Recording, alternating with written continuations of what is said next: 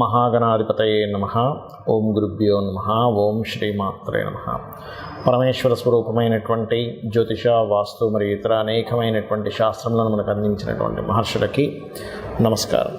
హయగ్రీవ హయగ్రీవ హయగ్రీవేతి యో వదేత్తస్య నిస్సరతే వాణీ జన్మకన్యా ప్రవాహవత్. అరుణాం కరుణాతరంగితాక్షీం ధృతపాశాంకుశపుష్పబాణచాపాం అనిమాదివిరావృతాం మయూకైః అహమిత్యేవ విభావయే భవానీం. శ్రీమాత్రే నమః. ప్రేక్షకులకి ఆ లలితాంబిక అమ్మవారి యొక్క అనుగ్రహం పరిపూర్ణంగా కలగాలని మనస్ఫూర్తి కోరుకుంటూ మనం ఈరోజు చెప్పుకోబోయే టాపిక్ ఏమిటంటే, చాలామంది వ్యాపారాలు చేస్తూ ఉంటారు. కొంతమందికి అద్భుతంగా కలిసి వస్తే మరి కొంతమంది నష్టపోతూ ఉంటారు. అదేవిధంగా ఆ వ్యాపారాల్లో కూడా కొంతమంది పార్ట్నర్షిప్స్లో చేస్తుంటారు. అంటే అలాగా ఈ జాతకుడు ఇంకొకరు కలిసి పార్ట్నర్షిప్లో చేయడం, అందులో కొంతమంది ఓన్లీ ఇన్వెస్ట్మెంట్ చేయడం, అవతల వాళ్ళు చూసుకోవడం, ఇలా రకరకాలుగా ఇద్దరు ముగ్గురు కలిసి చేస్తూ ఉంటారు. అయితే ఈ వ్యాపార విషయాల్లో చాలామంది ఏమనుకుంటారంటే, నక్షత్రం టు నక్షత్రం, అంటే వీళ్ళది పలానా నక్షత్రం, అవతల వాళ్ళది ఇంకో నక్షత్రం అయినప్పుడు ఆ నక్షత్రాలు కలిస్తే చేయొచ్చు, నక్షత్రాలు కలవకపోతే వ్యాపారం పార్ట్నర్షిప్ చేయకూడదు అనుకుంటారు. అది పూర్తిగా రాంగ్. గుర్తుపెట్టుకోండి. అసలు అది ఎలా చూడాలి?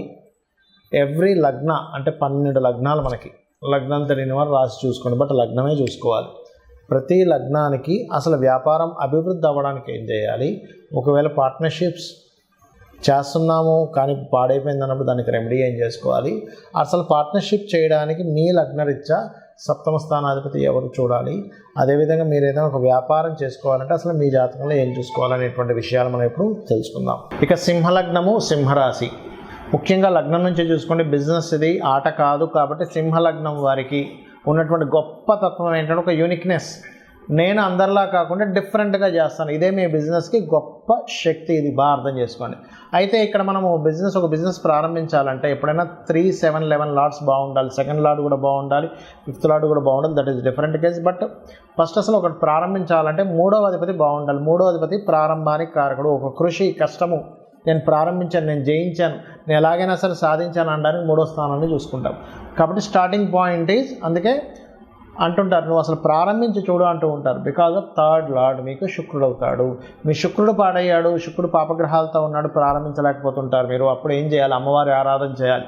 అప్పుడు మీరు ప్రారంభించగలుగుతారు. నెక్స్ట్ స్టెప్ ఏమిటి? శుక్రుడు తర్వాత సప్తమాధిపతి శని. ఇక్కడ మనం ఒక జాగ్రత్త తీసుకోవాలి. పార్ట్నర్స్ని తీసుకునేటప్పుడు పార్ట్నరు మనకి ఎట్లా వస్తున్నాడు, మనకు అప్పుగా రూపంలో ఇస్తాడు. కొంతమంది పార్ట్నర్స్ ఎట్లా ఉంటారంటే, నేను నీ బిజినెస్లో ఎంటర్ అవుతాను, బట్ నేను నీకు ఇంత వడ్డీకి డబ్బులు ఇస్తాను, నువ్వు నాకు ఇంత వడ్డీ అని, నాకు పార్ట్నర్షిప్ కాదంటారు. అలాంటివి ప్రమాదం సింహలగ్నం వారికి. ఎందుకంటే అక్కడ బిజినెస్ బాగా సాగింది, ఫైన్, బాగా సాగలేదు, పార్ట్నర్ ఏం చేస్తాడు, నేను నీకు పార్ట్నర్ అంటాడు కానీ వడ్డీ రూపంలో తీసుకున్నాడు. కాబట్టి అక్కడ ఇబ్బంది వస్తుంది. ఇది బాగా గుర్తుపెట్టుకోండి. అలాగే సింహలగ్నం వారు వ్యాపారాలు చేసేటప్పుడు పార్ట్నర్స్ ఏమవుతారంటే సగంలో విత్డ్రాల్ అవుతూ ఉంటారు.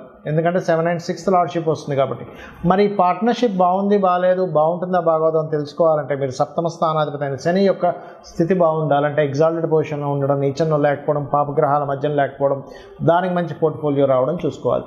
మరి ఒకవేళ మీ శని బాగున్నాడు లేదో నాకు అర్థం కావట్లేదండి, కానీ నాకు పార్ట్నర్షిప్స్తో ఇబ్బంది వస్తుంది అన్నప్పుడు మీరు నవగ్రహాల్లో కుజ, కేతు మరియు శని గ్రహాల దగ్గర దీపారాధన చేయండి. ఇక ఫైనల్గా మీకు ధనాన్ని ఇచ్చే, అంటే లాభాన్ని ఇచ్చే కారకుడు ఎవరంటే బుధుడు అవుతాడు. కాబట్టి బుధగ్రహం బాగుంది, అప్పుడు ఏమవుతుంది, ఈ వ్యాపారంలో లాభాలు రావడం ప్రారంభమవుతాయి. ఎందుకంటే ధనాధిపతి, లాభాధిపతి బుధుడు. మీకు బుధుడు ఎంత బాగుంటే మీ లైఫ్లో, బిజినెస్లో అంత చక్కగా రాణిస్తారు.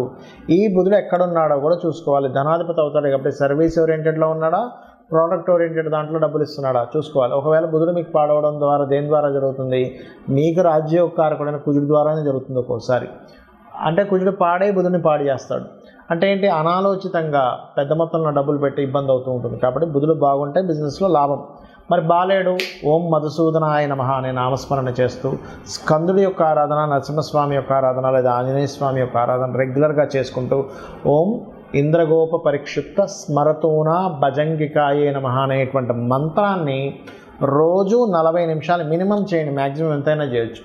మీ యొక్క ఒకటే గుర్తుపెట్టుకోండి, ఏదైనా బిజినెస్ చేయాలంటే కస్టమరే దేవుడు అనేటువంటి భావనతో మీరు కంప్లీట్గా ఉండాలి. ఏదో నోటితో మాటతో చెప్పడం కాదు, మీ లోపల ఆ యొక్క ఆలోచన పరిపూర్ణంగా ఇంజెక్ట్ అయి ఉండాలి. అప్పుడు మీకు ఖచ్చితంగా సక్సెస్ వస్తుంది. అసలు ఒక వ్యాపారం కలిసి రావాలి అంటే స్టెప్ బై స్టెప్ నేను మీకు కొన్ని విషయాలు చెప్తాను.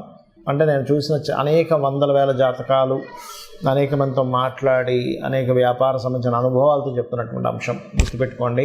పాయింట్ నెంబర్ 1, మీకు ఇంట్రెస్ట్ ఉన్న వ్యాపారం చేయాలని రూల్ లేదు. మీకు అనుభవం ఉన్న వ్యాపారం చేయాలి. ఎప్పుడైనా గుర్తుపెట్టుకోండి, ఇంట్రెస్ట్ వేరు, అనుభవం వేరు. ఇంట్రెస్ట్ ఉందండి, ఫైన్, దానిలో కూడా రాణించవచ్చు. కాబట్టి దానికి ఎంత కష్టపడాలనేది ఒక క్యాలిక్యులేషన్ చేయాలి. ఇక్కడ ఒక వ్యాపారం మనం ప్రారంభించేటప్పుడు ఆల్రెడీ డిమాండ్ ఉన్న వ్యాపారం మనం చేస్తున్నామా, డిమాండ్ని క్రియేట్ చేసి చేస్తున్నామా? అంటే చిన్న ఎగ్జాంపుల్ చెప్తా. డిమాండ్ ఉన్న వ్యాపారం అంటే ఏమిటి? ఇప్పుడు స్కూల్స్ స్టార్ట్ అవుతాయి, నెక్స్ట్ స్కూల్ బ్యాగ్స్ అమ్మడం ఇస్ డిమాండ్ ఉన్న వ్యాపారం. మనకు మొన్న కోవిడ్ వచ్చింది, ఆ టైంలో మాస్కులు బాగా అమ్ముడుపోయాయి. బాగా వర్షం పడుతున్నప్పుడు మిరపకాయ బజ్జీలు ఎవరైనా కొనుక్కుంటారు. బాగా ఎండగా ఉన్నప్పుడు ఈ జ్యూస్ సెంటర్స్ కానీ, చెరుకు రసం బండ్లు కానీ ఇవన్నీ ఆటోమేటిక్గా అమ్ముడుపోతాయి. దాని గురించి మీరు పెద్దగా పబ్లిసిటీ చేయక్కర్లేదు. మనిషికి అవసరం బట్టి కొనేసుకుంటాడు, అర్జెంట్. ఇప్పుడు బాగా సిటీలో ఆ మధ్య ఒకసారి చూడండి, కోవిడ్ వచ్చినప్పుడు వ్యాక్సిన్స్ సంబంధించినవి, సమ్ టాబ్లెట్స్ సంబంధించినవి అవి బ్లాక్లో కూడా అమ్మారు. అంటే ఏమిటి? డిమాండ్ ఉన్న వ్యాపారం చేసేటప్పుడు డిమాండ్ ఏది ఉందో దాన్ని తెలుసుకుని వ్యాపారం చేయడం ఒకటి. రెండవది డిమాండ్ని క్రియేట్ చేసి చేయడం.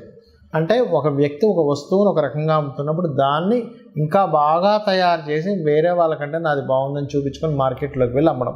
ఈ రెండిట్లో మీరు దేన్ని బాగా చేయగలరు అనేది ఒకసారి ఆలోచించగలగాలి. ఇది పాయింట్ నెంబర్ 1. రెండవది, మీకు ధనం ఇచ్చేటువంటి కారకుడు నిజంగానే మీ జన్మజాతకంలో వ్యాపార యోగాలు ఉన్నాయా లేవా అనేది ఫస్ట్ చెక్ చేసుకోండి.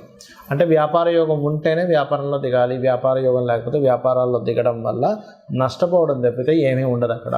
దీన్ని ఎలా చూస్తారు అంటే, బుధగ్రహం ఎలా ఉంది ఈజ్ మోస్ట్ ఇంపార్టెంట్.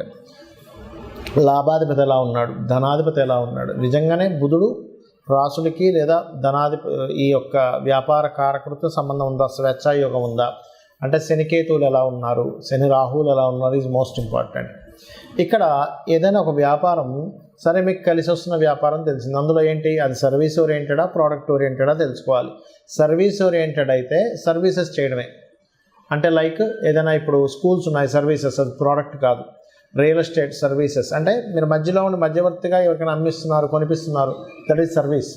అట్లా సర్వీసెస్ చేసేవి. డాక్టర్ ఉన్నాడు, సర్వీస్.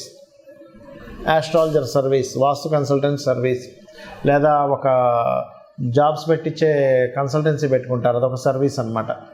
అదేవిధంగా ఏదైనా ఒక రెంటల్స్కి ఇస్తున్నాము. ఇప్పుడు షామియా మనకి ఇవి ఉంటాయి, ఏది ఒక వంట సామాన్లు కానీ లేకపోతే పెళ్లి సామాన్లు కానీ రెంట్లకి ఇస్తుంటారు. నువ్వు ఎనీథింగ్ నువ్వు ఒక రెంట్కి ఇచ్చి మళ్ళీ ఆ రెంట్ మీద తీసుకునేది కూడా సర్వీసెస్ కిందకే వస్తాయి.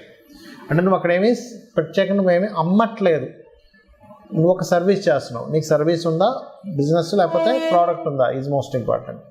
ఇవన్నీ ఒక ఎత్తు అయితే ఏ బిజినెస్ అయినా సరే దానికంటూ ఒక లెక్క ఉంటుంది. చాలామంది తెలియని విషయం ఏంటంటే, బిజినెస్ పెడతారు, నెల రోజులు చూస్తారు, 2 నెలలు చూస్తారు, అమ్మో మన వల్ల కాదు ఇది తీసేయాల్సిందే అని ఇమ్మీడియట్లీ తీసేస్తారు. ఒక మొక్క మనం నాటినప్పుడు, ఒక విత్తనం వేసినప్పుడు ఆ విత్తనం చిగురించి పైకి రావడానికి దానికి ఒక టైం పడుతుంది. అది మొక్క అవ్వడానికి కొంత టైం పడుతుంది. దాని రక్షణను ఇవ్వాలి, దానికి ప్రొటెక్ట్ చేయాలి ఆ మొక్కని, ఏ మేకలో అవి ఇవి తినేయకుండా. అది కొంచెం పెరగడానికి ఎరువులు వేయాలి. దానికి ఒక కొలమానం ఉంటుంది, 2-3 సంవత్సరాలు, 4 సంవత్సరాలు, 5 సంవత్సరాలు మనకు పండు వస్తుంది. ఆ క్యాలిక్యులేషన్ రిస్క్ తెలిసిన వాళ్ళు దాన్ని యాజ్ ఇట్ ఈజ్గా ఒక రైతుకి తెలుసు. అదే మనకు చిన్నపిల్లలు అనుకోండి, రోజు ఆ విత్తనం వేసిన దగ్గర తీసి ఇంకా మొక్క రావలేదు ఏంటని చూస్తూ ఉంటే అది మొక్కే రాదు. సో ఈ క్యాలిక్యులేషన్ ఫస్ట్ ఆఫ్ ఆల్ మీరు తెలుసుకోగలగాలి. ఇంకోటి, అనుభవం ఉన్న బిజినెస్లు ఎందుకన్నానంటే, అనుభవం ఏం చేస్తుందంటే, ఇప్పుడు చూడండి, ఒక చిన్న ఎగ్జాంపుల్ చెప్తాను మీకు నేను. ఒక బిజినెస్ ఉంది. ఏమిటి ఆ బిజినెస్ అంటే, చిన్న ఎగ్జాంపుల్ మీకు ఏం చెప్తాను, ఒక జ్యూస్ బిజినెసే ఉందనుకుందాం, లేకపోతే ఒక పాల వ్యాపారమే ఉందనుకుందాం. ఒక వ్యక్తి పాల వ్యాపారం, ఇద్దరు ఫ్రెండ్స్ పాల వ్యాపారం ప్రారంభించారు. ఒక వ్యక్తి ఏమో లక్షలు సంపాదిస్తున్నాడు, ఇంకో వ్యక్తి ఏమో అప్పుల పాలయ్యాడు. అదేంటారు, నువ్వు ఒక 50 గేదెలు తీసుకొచ్చాను, నేను 50 గేదెలు తీసుకొచ్చాను, బట్ మన ఇద్దరం ఎందుకు సక్సెస్ అయ్యాం, ఫెయిల్ అయ్యాం తీసుకుంటే, ఇతనికి అనుభవం ఉంది. ఎలాంటి అనుభవం ఉంది? సక్సెస్ అయిన వ్యక్తికి ఒక గేదెని చూసినప్పుడు, ఒక ఆవుని చూసినప్పుడు ఆ దాంట్లో సెన్సిటివ్ తెలిసిపోయేది, ఇది జబ్బులో పడబోతుంది అని. అదొకటి. రెండవది, ఇక్కడ ఇతను ఓన్లీ పాలతోనే వ్యాపారం చేశాడు, కానీ మిగతా వచ్చేటువంటి వాటితో కూడా ఈయన వ్యాపారం చేశాడు. ఏంటి, ఆవులు కూడా పెంచుకొని ఆవు యొక్క గోమూత్రం అమ్మడం, ఆ పిడకల్ని కూడా అమ్మడం, దాని ఎరువులు దానికి మార్చుకోవడానికి, వీటికి కూడా వ్యాపారం చేశాడు. అంటే ఏమిటి, ఒక వ్యాపారాన్ని ఎలా చేయాలి, ఆయనకు లాస్ వస్తుంది, నాకు లాభం వస్తుంది, వాట్ ఈస్ ద రీజన్. ఇట్లాగే చాలామంది బిజినెస్లో కూడా ఏం చేస్తారు, వాళ్ళకి అవసరం లేకపోయినా స్టాఫ్ని ఎక్కువ మంది పెట్టుకుంటారు. ఆ స్టాఫ్ ఎక్కువ మంది పెట్టుకుని వాళ్ళకి శాలరీస్, ఫస్ట్లో ఎంత స్టాఫ్ కావాలి, నేను ఎంత స్టాఫ్ని రిక్రూట్ చేసుకుంటున్నా అనేటువంటి స్ట్రాటజీస్ తెలియకపోతే కూడా లాస్ వస్తుంది. హెవీ రెంటల్స్ పెడతారు. సరే ఓకే, ఒక్కొక్క ఏరియాలో మంచి పాష్ ఏరియాస్లో హెవీ రెంటల్స్ ఉంటాయి, కానీ దాని తగ్గట్టుగా మనం ఎన్ని రోజులు భరించాలి, ఎన్ని రోజులు భరిస్తే దానికి ఎంత కష్టపడాలని ఒక స్ట్రాటజీ కనుక వేసుకోకపోతే మీరు బిజినెస్లో రాణించలేరు. ఫైనల్గా నేను చెప్పేది ఒకటే, ఎవరైనా బిజినెస్లో రాణించాలి, బాగా లాస్లో ఉన్నామన్నప్పుడు అమ్మవారి మంత్రం ఒకటి ఉంటుంది, అది చెప్తాను ఫైనల్గా. ఏంటది అంటే, ఓం ఇంద్రగోప పరిక్షిప్త స్మరతోనా భజంగికాయే నమః అనేటువంటి నామం కనుక రోజు 40 నిమిషాలు చేసుకున్నట్లయితే ఖచ్చితంగా బిజినెస్లో సక్సెస్ అవుతారు. శ్రీమాత్రే నమః.